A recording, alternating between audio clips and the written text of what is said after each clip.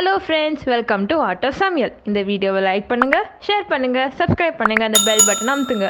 Hi friends, நம்மளோட watts cooking சேலஞ்சோட 18வது क्वेश्चनக்கு answer கரெக்ட்டா சொல்லிருந்தீங்க, comment பண்ணிருந்தீங்க. ரொம்ப சந்தோஷம். தேங்க்ஸ். கரெக்ட். என்னன்னா தக்காளி தொக்கு. இப்போ இந்த தக்காளி தொக்கு எப்படி பண்றதுன்னு வாங்க வீடியோல பார்க்கலாம். ஹலோ ஃப்ரெண்ட்ஸ், இன்னைக்கு நம்ம பண்ண போகிறது தக்காளி தொக்கு. இந்த மாதிரி தொக்கு செஞ்சு வச்சிட்டிங்கன்னா சாதத்துக்கு, சப்பாத்திக்கு, இட்லி தோசைக்கு, தயிர் சாதத்துக்கெல்லாம் சூப்பராக இருக்கும். இந்த மாதிரி செஞ்சு டப்பாவில் எடுத்து நம்ம ஃப்ரிட்ஜில் வச்சுக்கலாம். இது 1 மாதம் வரைக்கும் இருக்கும். இப்போ இந்த தக்காளி தொக்கு செய்ய தேவையான பொருட்கள் என்னன்னு பார்க்கலாம். இன்னைக்கு நான் தக்காளி ஒரு 5 கிலோ பக்கம் எடுத்திருக்கேன். தாளிக்கிறதுக்கு காஞ்ச மிளகா ஒரு 5 எடுத்திருக்கேன். கருவேப்பிலை சிறிதளவு, உப்பு தேவையான அளவு, பெருங்காயத்தூள் 1 டீஸ்பூன், காரத்துக்கு 3 டேபிள் ஸ்பூன் மிளகாத்தூள், பூண்டு ஒரு 20 பல் எடுத்திருக்கு, மஞ்சத்தூள் 1 டீஸ்பூன், ஜீரகம் 1,5 டீஸ்பூன், கடுகு 2 டீஸ்பூன், வெந்தயம் 1,5 டீஸ்பூன், எண்ணெய் ஒரு 7 டேபிள் ஸ்பூன். இதுதான் தக்காளி தொக்கு செய்ய தேவையான பொருட்கள்.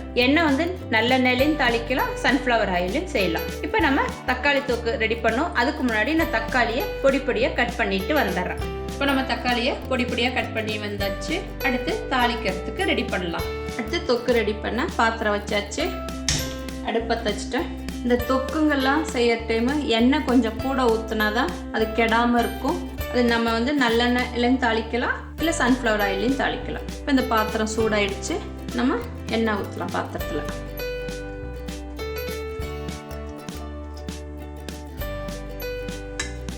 தாளிக்கிறதுக்கு எண்ணெய் ஊற்றியாச்சு. இந்த எண்ணெய் நல்லா சூடாகட்டும். நம்ம சீசன் டைமில் நம்ம தக்காளி தொக்கு, பாவக்காய் தொக்கு, அப்புறம் வத்தல்லாம் செஞ்சு வச்சிட்டோம்னா நமக்கு இந்த மழை காலத்துல எல்லாம் சாப்பிட்ற டைம் தொட்டுக்கிறதுக்கு இதெல்லாம் இருந்துச்சுன்னா சூப்பராக இருக்கும். தக்காளி தொக்கு வந்து இந்த 1 மாதம் எடுத்து வைக்கலாம்.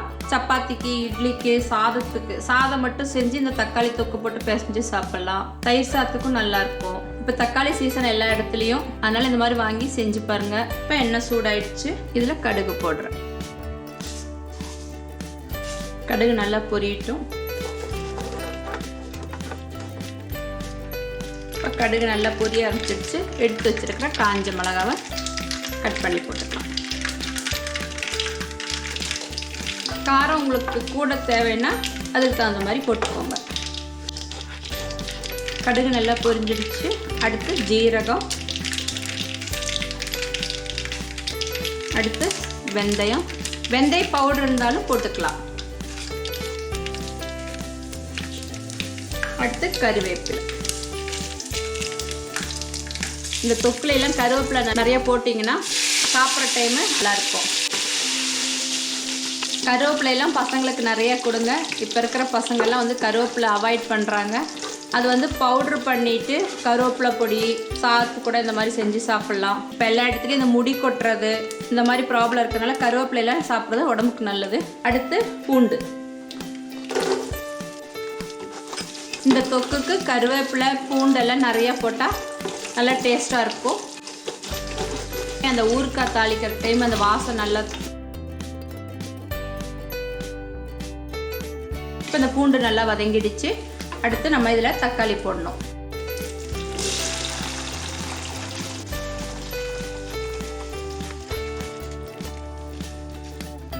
இப்போ தக்காளி எல்லாம் போட்டாச்சு. அடுத்து தேவையான அளவு உப்பு. கல்லுப்பு யூஸ் பண்ணுங்கள் ஊறுகாய் சேர்த்தையுமே, அது கெடாமல் இருக்கும். தூள் போட கல்லுப்பு நல்லது ஊறுகாவுக்கெல்லாம். அடுத்து மஞ்சத்தூள், அடுத்து காரத்துக்கு மிளகாத்தூள், அடுத்து பெருங்காயத்தூள். இது எல்லாத்தையும் போட்டு நல்லா மிக்ஸ் பண்ணணும். ஸ்வீட் பிடிக்கிறவங்க கொஞ்சமாக சர்க்கரை போட்டுக்கலாம். அந்த தொக்குக்கு அந்த காரத்தோட இனிப்பு இருந்துச்சுன்னா இன்னும் கொஞ்சம் டேஸ்ட்டாக இருக்கும். விருப்பம் இருக்கிறவங்க கொஞ்சம் சர்க்கரை போட்டுக்கலாம், 1 டீஸ்பூன் சர்க்கரை போட்டுக்கலாம். இப்போ இது நல்லா தக்காளி வேகட்டும், அது வரைக்கும் மூடி போட்டு வைக்கிறேன். நல்லா வெந்து உடையணும். அதுக்கப்புறம் நம்ம திறந்து பார்க்கலாம். இப்போ நம்ம தக்காளியெல்லாம் வெந்துடுச்சான்னு பார்க்கலாம். ஏன்னா தக்காளியெல்லாம் நல்லா வெந்துடுச்சு, மசிஞ்சிட்டு வருது. இந்த தண்ணி நல்லா சுண்டி அந்த எண்ணெய் ஊற்றணும் இல்லையா, அந்த எண்ணெய் ஃபுல்லாக சைடில் வரணும். அது வரைக்கும் இதை அடுப்பில் வச்சு நல்லா சுண்ட வைக்கணும். தக்காளி நல்லா மசிச்சு விட்டுக்கோங்க. இதுவே இருக்கக்கூடாது. ஈரம் நல்லா சுண்டிடுச்சுன்னா நம்ம 1 மாதம் வரைக்கும் எடுத்து வைக்கிறதே நல்லாயிருக்கும். இந்த ஈரம் ஃபுல்லாக வத்துட்டோம், அது வரைக்கும் வெயிட் பண்ணலாம். நல்லா மிக்ஸ் ஆகிடுச்சு, நல்லா வெந்துட்டு வருது. தக்காளியும் பூண்டும் நல்லா மசிஞ்சிடுச்சு. நல்ல தக்காளி நல்லா பழுத்த பழமாக எடுத்துட்டிங்கன்னா நல்லாயிருக்கும், கலரும் இருக்கும், நல்லா சாஃப்டாக சீக்கிரம். காயாக இருந்துச்சுன்னா டேஸ்ட் இருக்காது. நல்லா பழுத்த பழமாக எடுத்துக்கோங்க. இப்போ இந்த தண்ணி நல்லா சுண்டுட்டும். இப்போ அப்படியே இனி மூடி வைக்க வேண்டாம், தண்ணி சுண்டணும், அதனால் திறந்தே இருக்கு. இப்போ இனிமேல் மூடி வைக்க வேண்டாம், திறந்தே இருக்கட்டும். இந்த தண்ணி நல்லா வத்துட்டும், அது வரைக்கும் வெயிட் பண்ணலாம். இப்போ பாருங்கள் தக்காளி தொக்கு நல்லா சுண்டிடுச்சு. எண்ணெய் பாருங்கள் ஓரத்தில் எல்லாம் நம்ம எந்த அளவுக்கு போட்டால் பாருங்கள் அது 4/1 பாகம் கூட இல்லை, அந்த அளவுக்கு நல்லா பாருங்கள் எண்ணெய் சைடில் வர ஆரம்பிச்சிடுச்சு. தொக்கும் ரெடி ஆகிடுச்சு.